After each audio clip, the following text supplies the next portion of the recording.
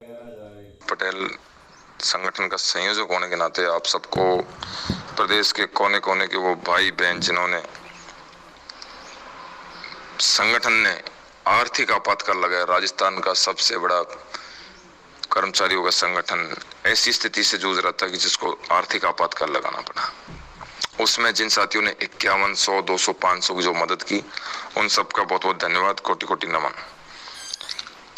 आप लोगों ने जो मदद की है, आपने जो भी मदद की है, आपने 51, 100, 500 की संगठन आपको दिए लगभग 1 लाख रुपए, 97,000 रुपए।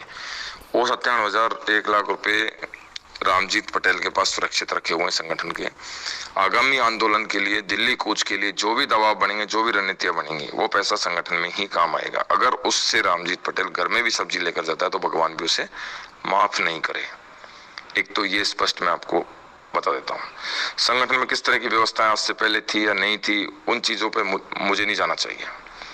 मैं सिर्फ ये कह रहा हूँ कि अब मैं जो आर्थिक आपातकाल लगाया था, उस आपातकाल को ब्रेक करता हूँ। अब कोई भी साथी किसी भी अकाउंट और कुटुंब ऐप पर कोई भी राशि नहीं डाले।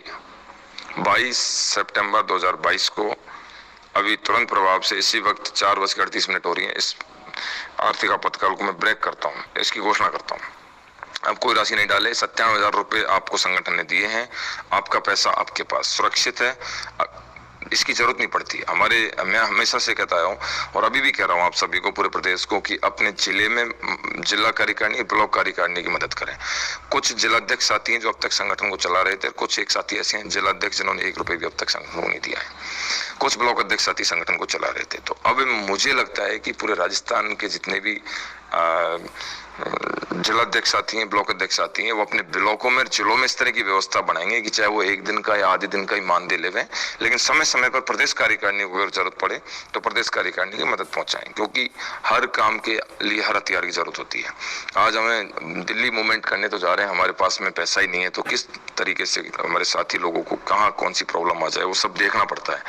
सब 77 साथी जेल से छूटे थे, रिहा हुए, तो साथियों की चाय पीने की बहुत बड़ी इच्छा थी। सब दिन भर से भूखे प्यासे थे। 5-6 घंटे का, वो 4-5 घंटे का वो सफर जो गुजरा, उस समय का लास्ट मोमेंट का जो पुलिस और प्रशासन का दबाव, और उस दबाव के बाद में साथियों को उठा लिया जाता है, तो वो साथी जब चाय पीने की इच्छा थी तो चाय नहीं बनवा पाए, क्योंकि इतना पैसा संगठन के पास नहीं था।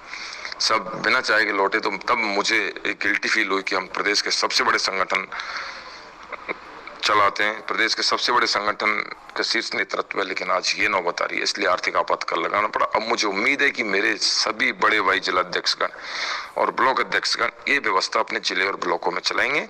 उसके बाद में संगठन का एक सामूहिक जो अकाउंट होगा, जिसमें एक व्यक्ति कोई लेन देन नहीं कर सकता, एक ऐसी व्यवस्था बनाएंगे जो अन्य संगठनों में, रेगुलर जो संगठन है कर्मचारियों के, उनमें बनती है। एक व्यक्ति लेन देन नहीं कर पाता, 4-5 व्यक्ति उसमें, 2-3 व्यक्तियों का जो भी जॉइंट अकाउंट बैंक जो व्यवस्था देगी, वो लेन देन के तहत वो पैसा निकाला जाए।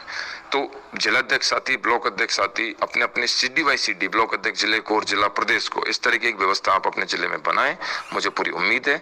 मुझे नहीं लगता कि भविष्य में कभी राजस्थान विद्यार्थी मित्र पंचायत सहायक संघ को आर्थिक आपातकाल लगाना पड़ेगा। अब नहीं लगाना पड़ेगा।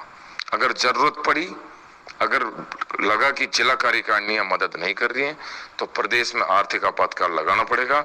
और जो जिला कार्यकारिणी नहीं करेगी, पूरे प्रदेश में नहीं लगेगा। ये भी स्पष्ट है कि जो जिला मदद नहीं करेगा, स्पेशल उसी जिले के लिए मैसेज डाला जाएगा, उसी जिले में आर्थिक आपातकाल लगेगा।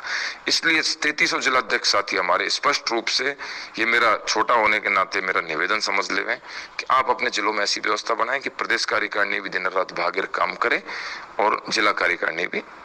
और जिला कार्यकारिणियां जो भी राशि प्रदेश को देते हैं उसकी पूरी डिटेल, जिस तरीके से 2 दिन से अमाउंट की पूरी डिटेल मैं आपको अवगत करवा रहा हूं कि अब इतना आ गया, अब इतना आ गया, वो जिलाध्यक्षों का जो ग्रुप है उसमें अवगत करवाएं कि भैया ये राशि हमने समुचित इतनी इस जिले से इतनी भेज दी गई है। ये व्यवस्था प्रदेश में होनी चाहिए, क्योंकि बहुत लंबापन को संगठन चलाना है, चलना है, जीतना है। और दिल्ली कूच की जो रणवेरी है उसको सभी जिलाध्यक्ष साथी, पंचायत सहायक भाई बहन तैयारी कर लेवें। दिल्ली में अब होगा धमाका। समय कम है सरकार के पास भी, हमारे पास भी। अब हमें आदत नहीं है भैया 14-14 साल लड़ने की, कि 14 साल फलाने ने ये किया, 10 साल ये किया, 15 साल ये किया। हम चाहते हैं तुरंत प्रभाव से निर्णय, क्योंकि आप भी बहुत परेशान है, आपसे ज्यादा हम परेशान हैं।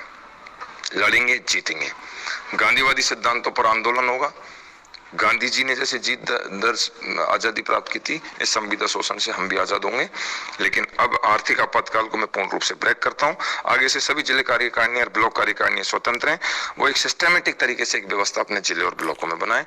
बहुत बहुत धन्यवाद पूरे प्रदेश को, राजस्थान के कोने कोने के जिन्होंने आर्थिक आपातकाल का सहयोग किया, संगठन का सहयोग किया। गिल्टी फील जरूर हुई कि इतने बड़े संगठन को आर्थिक आपातकाल लगाना पड़ा, लेकिन एक खुशी भी हुई और गर्व महसूस भी हुआ कि इतने बड़े, ये एक ऐसा संगठन राजस्थान विद्यार्थी मित्र पंचायत सहायक संघ जो कभी भी गिर सकता है और कभी भी उठ खड़ा हो सकता है। ये ताकत है इस संगठन में। आपने एक बहुत बड़ा, ये 1 लाख रुपए का जो आपने 2 दिन में इकट्ठा करके जो एक मैसेज दिया पूरे प्रदेश को, सभी साथी नोट कर ले हुए। 97,000 रुपए की राशि रामजीत पटेल के पास सुरक्षित है। इसके एक एक पाई पाई का हिसाब रामजीत पटेल ही आपको देगा।